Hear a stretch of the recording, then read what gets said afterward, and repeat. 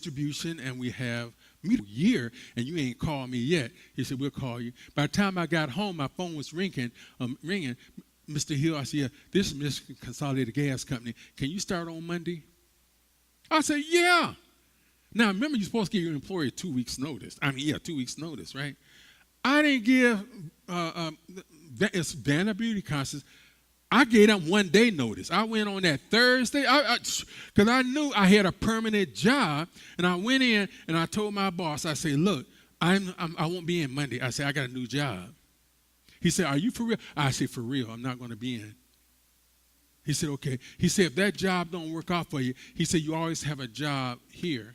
Always leave your job where you're able to come back. And he said, because he knew I was a hard worker. And I said, okay, but I knew within myself, I'm not coming back because the gas company had benefits. They had medical and dental. They had all kinds of life insurance. They had all kinds of things. And I'm like, man, praise God. And it was hard at first working in the street department.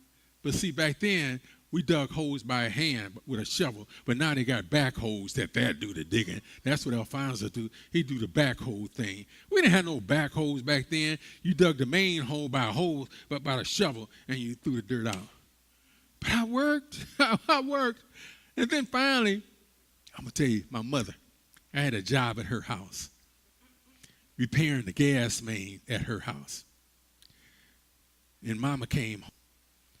And she seen me out there working. And she went on in the house. When I came home that day, Mama said, you ain't doing that.